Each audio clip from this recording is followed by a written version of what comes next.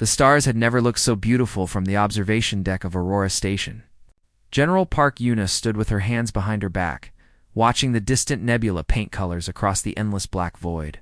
She was 52 years old, and she had spent 30 of those years serving humanity among the stars. They called her the Iron Lotus back on Earth. She had earned that name through blood and sacrifice. Behind her, the door opened with a soft hiss. General Kim Hannah walked in, her silver hair tied back in a tight bun. At 48, she was the smartest person Yuna had ever known. She ran the Human Interstellar Intelligence Division, and nothing happened in the galaxy without her knowing about it. "The council representatives are late," Hannah said. Her voice was calm, but Yuna could hear the concern underneath. "They are always late," replied General Lee Sora as she joined them. She was the youngest of the three at 45, but she had seen more combat than most soldiers twice her age. The Andromeda skirmish had made her a hero. "They like to remind us that we are the small ones here." Yuna turned to face her friends, her fellow generals, her sisters in arms. "Something feels wrong today." Hannah nodded slowly. "I noticed it too. The station security has doubled since we arrived. And they are not council security. They are Velthari soldiers." The Velthari Empire had controlled the Galactic Council for over 2,000 years. They were tall beings with gray skin and 4 arms. They believed themselves to be the superior species in the galaxy. Humans had joined the Council 50 years ago as a minor member species. The Velthari had never hidden their hatred for humanity. "We should leave," Sora said. Her hand moved toward the weapon at her hip. Before anyone could respond, the doors burst open. Dozens of Velthari soldiers poured into the room, their weapons raised and glowing with deadly energy. Behind them walked High Arbiter Melvik himself, the leader of the Velthari and the most powerful being in the Galactic Council. "Do not move, humans," Melvik said. His voice was like ice scraping against stone. "You are under arrest for crimes against the Council." Yuna stepped forward, putting herself between the soldiers and her generals. "What crimes? We came here for a diplomatic summit. We were invited," Melvik smiled. "It was an ugly thing. You came here to plot against the Council. We have evidence that humanity plans to launch an attack on Velthari space. You 3 are the leaders of this conspiracy." "That is a lie," Hannah said. "We have done nothing wrong."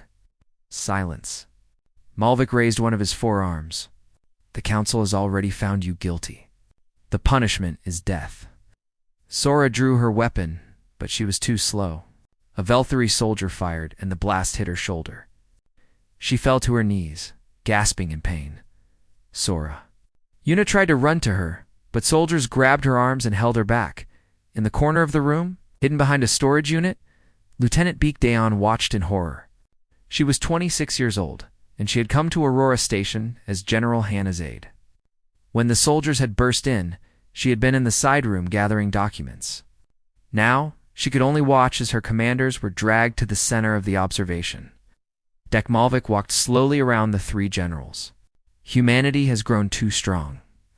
Your species breeds like insects and spreads across the stars like a disease. We should have destroyed you when you first left your little planet. The other council species will not allow this," Yuna said. Her voice was steady even as blood ran down her face from a cut above her eye. "This is murder." "The other species will do what we tell them to do," Malvik replied. "They always have. And when they see what happens to humans who threaten the council, they will remember their place." He gestured to his soldiers. "Begin the broadcast. I want every corner of the galaxy to see this." Floating cameras activated around the room. The execution would be shown live to billions of beings across 1,000 worlds. Malvik wanted to send a message. The soldiers forced the 3 generals to their knees. Neural disintegration devices were attached to their heads. It was the most painful way to die. The council used it only for the worst criminals. The device would destroy the brain slowly, piece by piece. Hannah looked at her friends. "It has been an honor." Sora, still bleeding from her shoulder, managed a small smile. "See you on the other side." Yuna raised her head high. She looked directly into the nearest camera. "Remember us," she said. "Remember what they did here today? And make them pay." Malvik laughed. Brave words from a dead woman. Activate the devices. Lieutenant Dayon covered her mouth to stop herself from screaming. She watched as the three greatest military minds in human history died in agony. Their bodies shook and twisted as the devices did their terrible work. It took 3 full minutes for them to finally be still. When it was over, Malvik turned to face the cameras. Let this be a warning to all species who would challenge the Council. Humanity's generals are dead. Their military will fall apart without them. And any human who raises a weapon against us will meet the same fate. He walked out of the room, leaving the bodies behind like garbage. Dayon waited for an hour, hiding in the darkness until the soldiers finally left. Then she crawled out and ran to the generals. She fell to her knees beside General Hannah, her mentor, her teacher, and she wept. But grief would have to wait. She noticed that her personal recording device was still active. She had captured everything. The lies, the murder. The truth? She had to get this back to Earth. Dayan moved through the station like a ghost. She avoided patrols and security checkpoints. She reached the emergency shuttle bay and found a small transport vessel. Her hands shook as she activated the engines and plotted a course for home as the shuttle jumped into hyperspace. She opened a communication channel to Earth. Her face appeared on screens in military headquarters across the planet. "This is Lieutenant Beak Dayon," she said. Tears streamed down her face, but her voice was strong. "I am transmitting from Aurora Station. The Galactic Council has murdered our generals. Park Yuna, Kim Hannah, Lee Sora. They are dead. They were executed without trial. It was all a trap." She uploaded the video file. "I have proof. Watch what they did. Watch how they laughed while our leaders died." Transmission ended. On Earth, in military bases and government buildings, in homes and schools and public squares, people watched the footage. They saw their heroes murdered. They heard the general's final words, and something changed in humanity that day. The sadness came first. But behind the sadness was something else. Something darker. Something that the Galactic Council had never seen before. It was rage. Cold, patient, and absolute. The Velthari had made a terrible mistake. They had thought that killing 3 human women would break humanity's spirit. Instead, they had awakened something that should have been left sleeping. War was coming. And it would be unlike anything the galaxy had ever seen. 72 hours had passed since the massacre. Earth had fallen silent. No music played in the streets. No children laughed in the parks. The entire planet was wrapped in grief so deep it felt like the air itself was heavy with sorrow supreme. Marshal Choi Woo-jin stood at the window of the United Earth Military Command Center. He was 61 years old, with gray hair cut short and a face carved from stone. He had fought in 3 interstellar conflicts. He had watched friends die in the vacuum of space. But nothing had prepared him for this. General Park Yuna had been his student 30 years ago. He had taught her everything he knew about warfare. She had become better than him. And now she was gone. The door behind him opened. President Kungnari walked in with her advisors. She was 58, with sharp eyes that missed nothing. Behind her came Admiral Yoon Minji, Director Han Junho, and Lieutenant Beak Dayon, who had been flown directly to the command center after her arrival on Earth. "Show us," President Kong said. Her voice was quiet but commanded attention. Lieutenant Dayon connected her device to the main display. The video played on a screen 20 meters wide. Everyone in the room watched in silence as the 3 generals were murdered. When it was over, nobody spoke for a long time. Director Junho finally broke the silence. He was 55 and ran Earth's secret weapons research program. "The Council has sent us a message. They are demanding that we surrender our remaining military leaders for questioning." "Questioning," Admiral Minji repeated. She was 44 years old, with black hair and cold eyes. Few people knew her real job. Officially, she commanded a small patrol fleet. In truth, she was the commander of the Black Fleet, a secret armada that humanity had been building for 30 years. "They mean execution." President Kang walked to the center of the room. "What are our options?" Marshal Woo-jin turned from the window. "We have 2 choices. We can bow down, give them what they want, and hope they show mercy. They will not. They will take everything from us piece by piece until humanity is nothing but slaves. And the second option? President Kong asked. War, Wu Jin said. Total war. We use everything we have. Every ship. Every weapon. Every soldier. We make them pay for what they did. The room was silent. Everyone understood what war with the Galactic Council meant. The Council had ruled the galaxy for thousands of years. They had fleets beyond counting. They had crushed rebellions from species far more powerful than humanity. But then Admiral Mingy spoke. They do not know what we have. She walked to the main display and entered a code. The screen changed to show ship designs that made the advisors gasp. This is the Black Fleet. 500 warships. We built them in hidden shipyards in the outer systems. The Council does not know they exist. Director Junho stepped forward. And this is Project Sunfall. He showed weapon designs on the screen. We developed planet-cracking technology 20 years ago. We hoped we would never need it. Each Sunfall device can destroy a moon or crack a planet's crust. President Kong studied the displays. Why did we keep these secret? Because we knew this day would come, Marshal Wu Jin answered. Not this exact day. But we knew the Council would eventually try to destroy us. They fear us. They have always feared us. We grow too fast. We adapt too quickly. We are everything they are not. The president closed her eyes for a moment. When she opened them, there was fire burning behind them. I need to address the people. 1 hour later, President Kong stood before cameras that broadcast to every human colony and stationed across 200 star systems. Billions of people watched. 3 days ago, she began. The Galactic Council murdered 3 of our greatest heroes. General Park Yuna, General Kim Hana, General Lee Sora. They were invited to a peace summit. It was a trap. They were executed without trial, without justice, without mercy. She paused to let her words sink in. The Council now demands that we surrender more of our leaders. They believe that killing 3 women has broken our spirit. They think we are weak. They think we will bow. Our eyes hardened. They are wrong. For 50 years, we have been patient. We have accepted insults and discrimination. We have worked twice as hard to earn half the respect. We did this because we believed in peace. We believed that someday the Council would accept us as equals. That dream died on Aurora Station. Today I speak directly to the Galactic Council. You have mistaken our patience for weakness. You have mistaken our kindness for fear. You will not make that mistake again. From this moment forward, humanity is at war with the Council. We will not stop until justice is served.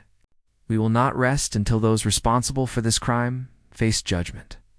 And we will show no mercy to those who showed none to us. To the people of Earth and all human colonies, I say this. Remember our fallen generals. Remember their sacrifice. And know that their deaths will not be in vain. She leaned forward, her voice dropping to something almost gentle but infinitely dangerous. The Council wanted to send us a message. Now we will send them one. This war will end only when we decide it ends. And it will cost them everything. The broadcast ended. In the command center, Marshal Wu Jin activated the emergency communication system. His voice reached every military base in human space. This is Supreme Marshal Choi Wu-jin, by order of the United Earth Government. I am activating Protocol Crimson Dawn. All military forces are now at full combat readiness. All leave is canceled. All reserve units are called to active duty. He took a breath. Admiral Yoon Mingi will lead the Black Fleet. Director Han Junho will oversee weapons deployment. Every ship, every soldier, every weapon we have will be used. The Council killed 3 of our finest. We will take 3,000 of theirs for each one. This is not a war. This is a reckoning.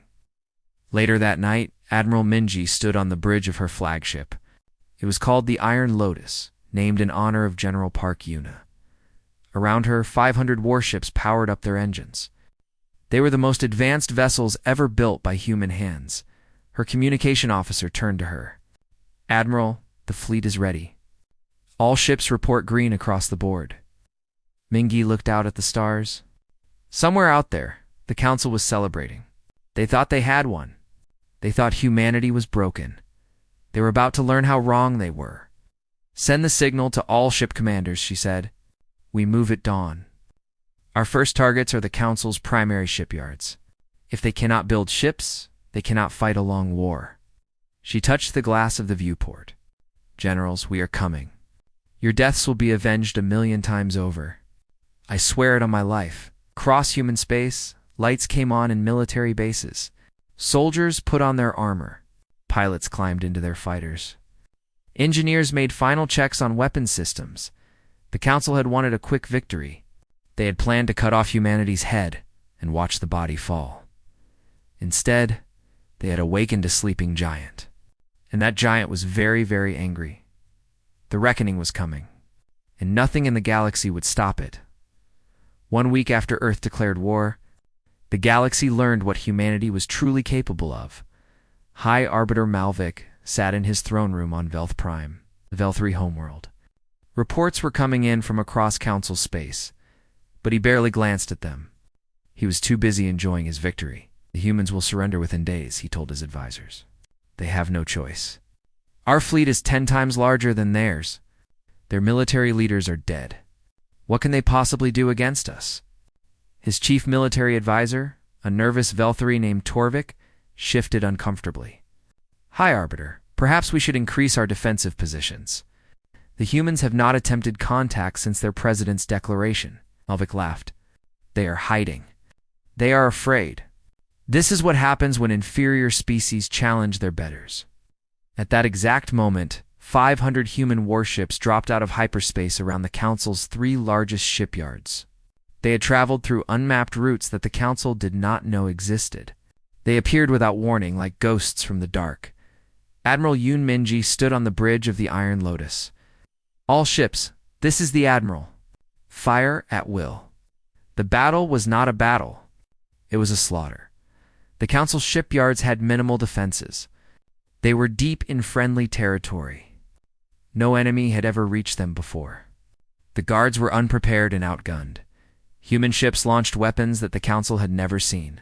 Quantum torpedoes that phased through shields like they were not there.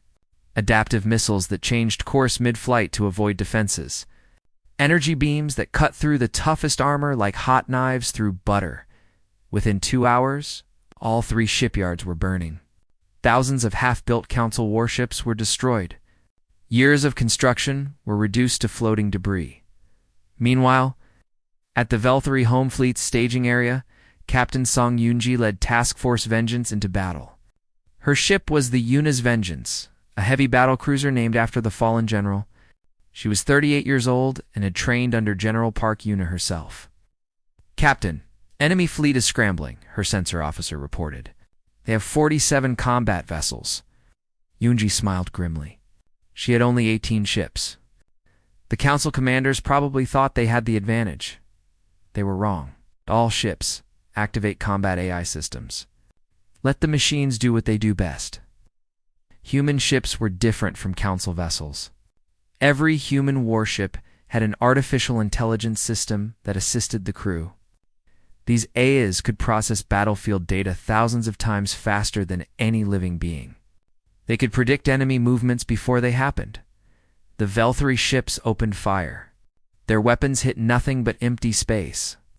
The human ships danced between the energy beams like they knew exactly where each shot would go. Because they did. Then the humans fired back. Yoonji watched as enemy vessels exploded one after another. Her ships moved in perfect coordination, each one knowing exactly what the others would do. The Velthri tried to retreat, but there was nowhere to go. Captain, her communications officer, said. "The enemy flagship is trying to surrender." Yoonji thought about General Yuna. She thought about how the Council had given no mercy on Aurora Station. "Tell them this," she said. "We accept your surrender. Lower your shields and prepare for boarding. Anyone who resists will be killed. Anyone who cooperates will be treated as a prisoner of war." She would not become a monster. The generals would not have wanted that. But she would show the Council that humanity could be both merciful and terrifying. On the ground, Colonel Park Taiho led the first wave of soldiers onto the Council's military hub world of Kareth. He was 40 years old, a career soldier with a face full of scars. General Park Yuna had been his older sister. When he learned of her death, he had not cried. He had simply walked to the recruitment office and asked for the most dangerous assignment available. His soldiers wore powered exoskeletons that made them 3 times stronger than normal humans. Neural combat links connected them to each other and to their weapons. They moved as one unit, single deadly organism with 1,000 arms. The Council forces on Kareth outnumbered the humans 5-1. It did not matter. Taiho led his soldiers through the enemy lines like a hot wind through dry grass. Velthari soldiers fell before they could even raise their weapons. The humans were faster, stronger, and better trained. Within 6 hours, the planetary capital was surrounded. The Council Governor of Kareth appeared on a communication screen. His gray skin had turned almost white with fear. "Stop this madness. We will discuss peace terms." Taiho stared at the screen. "You want to discuss peace? Your council murdered my sister. They murdered our generals in cold blood. There will be no peace. There will be justice. What do you want from us?" The governor asked desperately. "I want you to surrender. I want you to release every human prisoner on this world, and I want you to tell your masters on Velth Prime that this is just the beginning." At the same time, in the dark spaces between stars, Commodore Shinbora commanded a different kind of warfare. She was 42 years old, with silver-streaked black hair and a reputation for being impossible to catch. Her Wolfpack squadron consisted of 20 stealth ships. They were invisible to all known sensors. Her mission was simple: destroy the Council's communication network. "Commodore, the 3rd relay station is in range," her navigator reported. Fire. A single missile launched from Bora's ship. It crossed the distance in seconds and struck the massive communication relay. The explosion lit up the darkness of space. That was the 15th relay they had destroyed in 3 days. Without these stations, Council forces could not communicate across the galaxy. Fleets could not coordinate. Orders could not be sent. The Council's military became blind and deaf back on Velth Prime. High Arbiter Malvik finally received reports of what was happening. His face twisted with disbelief and rage. "This is impossible," he shouted. "Where did these ships come from? Where did these weapons come from?" Advisor Torvik pulled up the data on a display. "High Arbiter, we have lost 3 major shipyards. The home fleet has been destroyed. Kareth has fallen. Our communication network is in pieces." "How?" "They were supposed to be primitive. They were supposed to be weak." Torvik looked at his master with something like pity. "They were never weak, High Arbiter. They were patient. They let us believe they were inferior while they built weapons we could not imagine. They waited for us to strike first. And now they are striking back." Malvik slammed his fist on his throne. "Mobilize everything. Every ship, every soldier. Call in our allies. We will crush these humans if it takes every resource we have." But it was already too late for that. In just 72 hours, humanity had destroyed 40% of the Council's total military capacity. Ships that had taken decades to build were now scattered atoms floating in space. Soldiers who had trained for years were dead or captured. Admiral Minji received reports of all the victories from her flagship. She allowed herself a small moment of satisfaction, but only a moment. "This is just the beginning," she told her commanders during a secure briefing. "The Council will fight back. They still have more ships than we do. They still have more soldiers. The difference is that now they know what we can do. The element of surprise is gone." "What are your orders, Admiral?" Captain Yunji asked. Minji's eyes were cold and hard. "We push forward. We give them no time to regroup. We break their fleets, capture their worlds, and show every species in this galaxy that humanity is not to be challenged." She stood and looked at each commander on the screen. "The generals died because the Council thought we were weak. We will prove them wrong. We will make them regret the day they ever raised a hand against us." "For the generals," the commanders said in unison. "For humanity," Minji replied, The war had only just begun, and already the galaxy was trembling. The Velthari had ruled for 2,000 years through fear and power. Now they faced an enemy that did not fear them, an enemy that had power they never suspected. The hunt was on, and humanity was no longer the prey. 3 months had passed since the war began. The galaxy had never seen anything like it. Admiral Yoon Minji stood in the war room of her flagship, studying the strategic map that floated before her. Red zones marked Council territory. Blue zones showed human-controlled space. 3 months ago, the blue had been a small cluster in one corner of the map. Now it spread across a quarter of the galaxy like a growing tide. The Council species had given her a name, the Reaper. They whispered it in fear on 100 different worlds. Wherever her fleet appeared, destruction followed. But Minji took no pleasure in the title. Every battle meant more death. Every victory came with a cost. She fought not for glory, but for justice. For the 3 women who had been murdered on Aurora Station, Commander Baek Daeon entered the war room. She had been promoted twice in 3 months. The young lieutenant who had escaped Aurora Station was now one of Minji's most trusted intelligence officers. She carried a datapad with urgent information. Admiral, we have intercepted Council communications. They are planning to use civilian populations as shields. They will move military installations into cities, hoping we will not attack. Minji's jaw tightened. They think we are like them. They think we will kill innocent people to reach our targets. What are your orders? The Admiral thought for a long moment. Prepare precision strike teams. We will extract our targets without harming civilians. It will take longer and cost more lives on our side, but we will not become monsters. The generals would not have wanted that. Daeon nodded. She had expected nothing less. There is more, Admiral. Our intelligence teams have discovered something disturbing. She transferred the data to the main display. Documents appeared, written in the Velthari language. These are secret council files from 30 years ago. They show that the murder of our generals was not a sudden decision. It was part of a larger plan. Minji read the documents. Her blood ran cold. The council had planned to eventually enslave or destroy humanity. They saw humans as a threat that needed to be eliminated before they grew too powerful. The execution of the generals was supposed to be the first step. They had expected humanity to fall apart without military leadership. Then they would have moved in, taken control of human worlds, and reduced the population to servitude. They were going to exterminate us, Minji said quietly. Slowly, carefully, but completely. Yes, Admiral. The massacre on Aurora Station was never about 3 generals. It was about all of humanity. Minji closed her eyes. When she opened them, they burned with cold fire. Make sure every human knows this. Make sure our soldiers understand what we are fighting for. This is not revenge.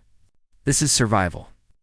On the surface of a world called Nareth, Colonel Park Tae-ho led his ground forces in another liberation mission. This planet had been a prison world, where the Council had kept slaves from dozens of species, including humans. His soldiers broke through the prison walls like a storm. Guards tried to resist, but they were quickly overwhelmed. Tae-ho himself kicked down the door of the main cell block. Inside, hundreds of humans looked up at him with hollow eyes. Men and women who had been captured over the decades, families who had been torn apart, children who had never known freedom. I am Colonel Park Tae-ho of the United Earths Military, he announced. You are free. The Council cannot hurt you anymore.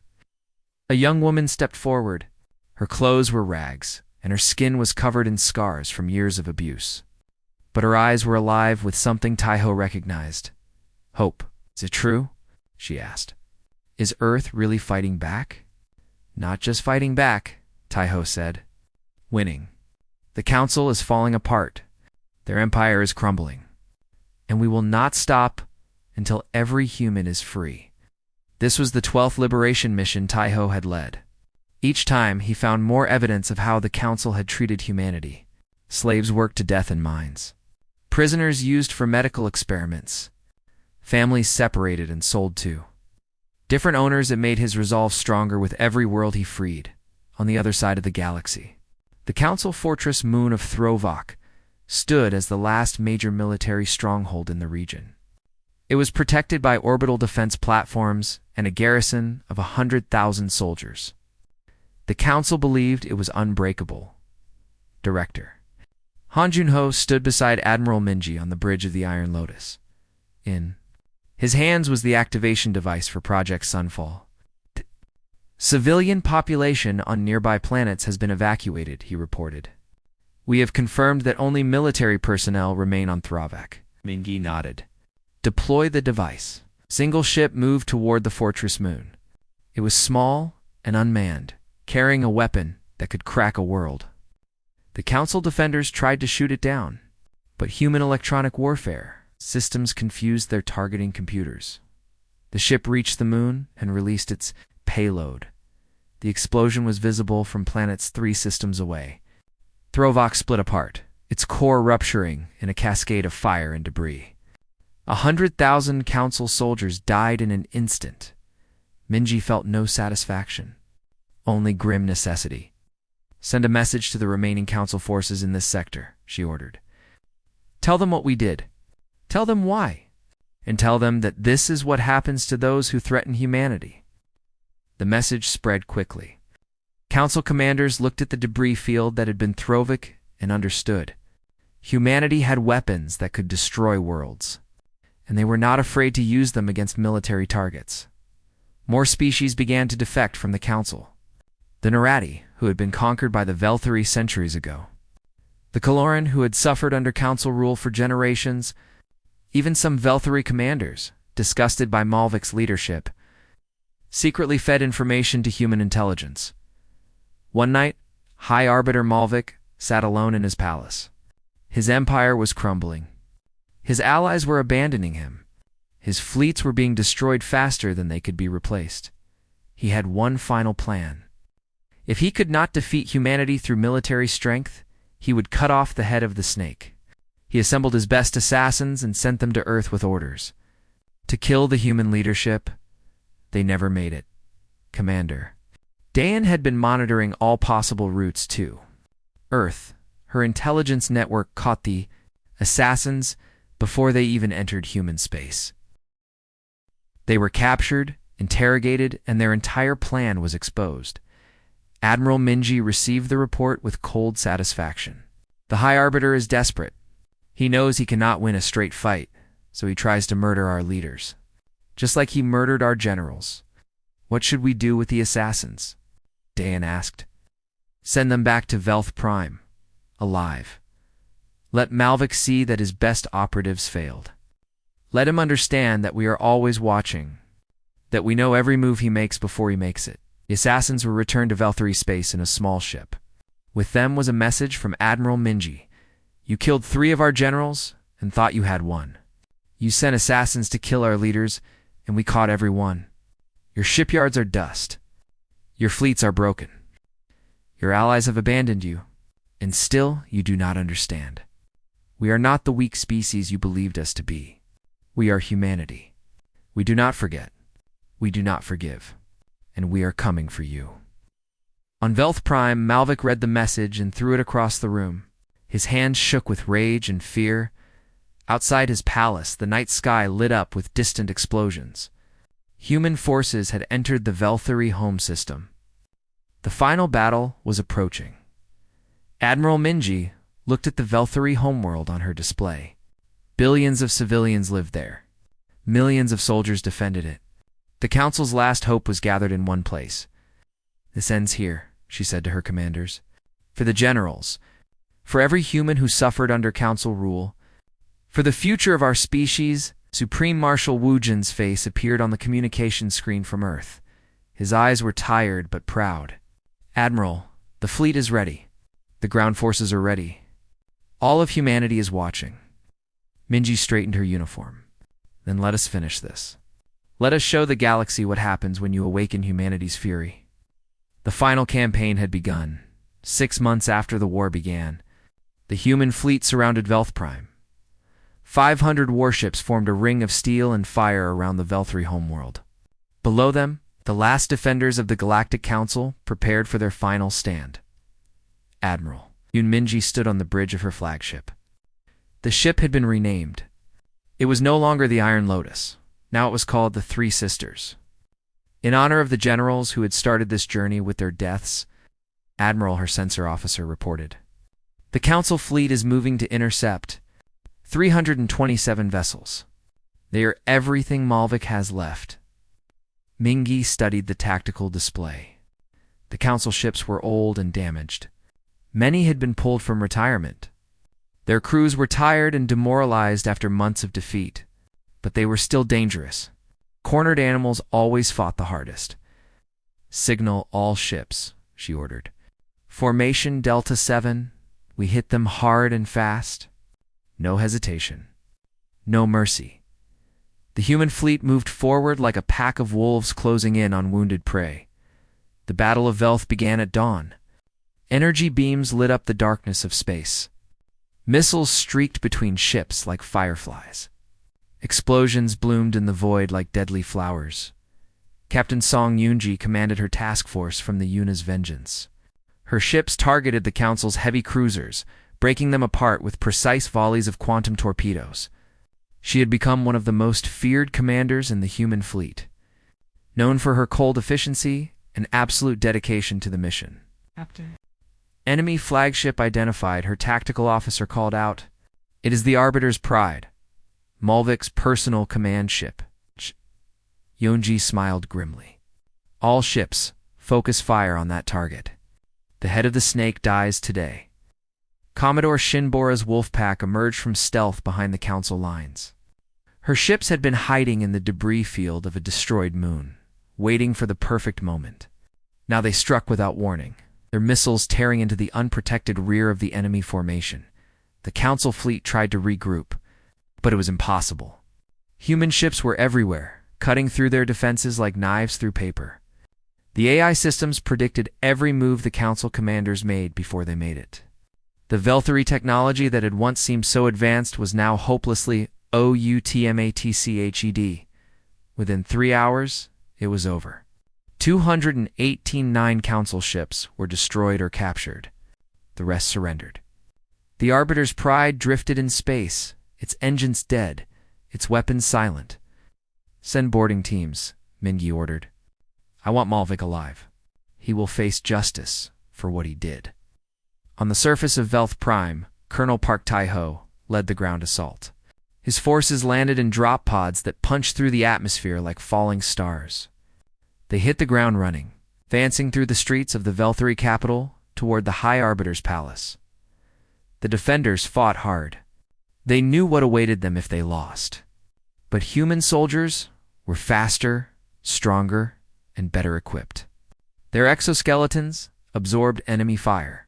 Their neural links allowed them to coordinate like a single living organism. Tai-ho reached the palace gates. They were massive structures made of some alien metal that was supposed to be unbreakable. He placed a charge on the center and stepped back. The explosion turned the gates to dust. Inside, the palace was chaos. Servants fled in terror. Guards tried to form defensive lines but were quickly overwhelmed. Tai-ho fought his way through room after room, corridor after corridor, till he finally reached the throne room. High Arbiter Malvik sat on his throne. He was alone. His guards had fled or died. His empire had crumbled around him. But still he sat there, his forearms gripping the armrests, his alien face twisted with hatred. You, he spat as Tai-ho entered. You are the brother of that female general. Park Yuna Tai-ho stopped 10 meters from the throne. His weapon was raised and ready. Yes, and you are the one who murdered her. I did what was necessary for the galaxy. Humans are a disease. You spread across the stars like a plague. Killing your generals was supposed to stop your expansion. You failed, Tai-ho said simply. Instead of stopping us, you unleashed us. Every world you enslaved is now free. Every fleet you built is now destroyed. And you will spend the rest of your life in a cell, knowing that your empire died because of your arrogance. Malvik laughed bitterly. You think you have one? Other species will rise against you. The galaxy will never accept human rule. We do not want to rule the galaxy, Tai-ho replied. We just want to live in peace. But we had to teach everyone an important lesson first. Never threaten humanity. Never attack our people. And never, ever believe that we are weak. He gestured to his soldiers. Take him. The tribunal is waiting. 1 month later, the trial began. It was held on Aurora Station, in the same room where the 3 generals had been murdered. Representatives from 30 different species attended. Humans sat alongside Narati, Caloran, and even some Velthri, who had opposed Malvik's regime. The evidence was overwhelming. Secret documents proved that Malvik had planned to enslave or exterminate humanity. Video footage showed the murder of the generals. Testimony from survivors revealed decades of abuse under council rule. President Kongnari served as the chief prosecutor. Her voice was calm and steady as she presented each piece of evidence. She did not shout or make emotional appeals. She simply laid out the facts and let them speak for themselves. Malvik tried to defend himself. He claimed that everything he did was for the good of the galaxy. He argued that humans were dangerous and needed to be controlled. He insisted that the generals had been plotting against the council. No one believed him. The verdict was unanimous. Guilty of war crimes, genocide, and crimes against sentient beings. The sentence was death. On the day of his execution, Malvik was brought before the tribunal for final words. He looked at the assembled species, at the humans who had defeated him, at the ruins of everything he had built.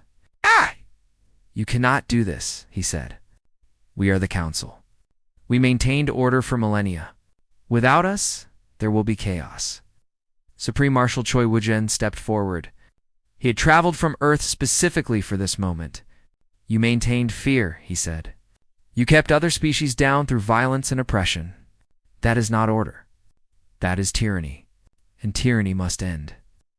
The execution was carried out by neural disintegration, the same method used to kill the 3 generals. It seemed fitting.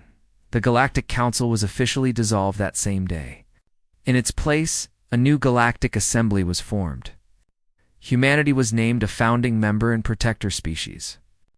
Their job was to ensure that no one species ever dominated the others again. 1 year after the war ended, a memorial was built on Aurora Station. 3 massive statues stood in the main plaza, looking out at the stars. General Park Yuna, the Iron Lotus, General Kim Hanna, the Silver Mind, General Lee Sora, the Burning Shield. At the dedication ceremony, billions watched from across the galaxy. President Kang spoke before the statues. 1 year ago, the Galactic Council murdered 3 women and thought they had won. They believed that killing our generals would break our spirit and shatter our will. They were wrong. Instead, they awakened something the galaxy had never seen before. A species that protects its own, no matter the cost. A species that does not forget, does not forgive, and does not stop until justice is served. Let this memorial stand as both a tribute to our fallen heroes and a warning to anyone who would threaten humanity. We remember, we endure, and we will never again bow to tyrants. The crowd cheered. Ships flew overhead in formation, their engines leaving trails of light across the sky. Later that night, Admiral Yoon Mingi stood alone before the statues. She had been promoted to Supreme Marshal, taking Woo-jin's place when he retired. The war had aged her. Gray had appeared in her hair. Lines had formed around her eyes, but her spirit remained unbroken. Colonel Taiho joined her. He had been given command of the new Galactic Defense Force, responsible for keeping peace across the allied species. "We did it," he said quietly. "We avenged them," Minji nodded. "We did, but this is just the beginning. We have to build something better now. Something worth all the blood that was spilled. Do you think we can?" She looked at the statue of General Park Yuna Taiho's sister. The sculptor had captured her strength and determination perfectly. It was as if she was still watching over them, still guiding them forward. "I think we have to try," Minji said. "That is what they would have wanted.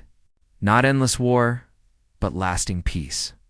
A galaxy where species work together instead of fighting each other." Taiho smiled sadly. "My sister always believed in that dream. Even when the council treated us like dirt, she believed we could build something better.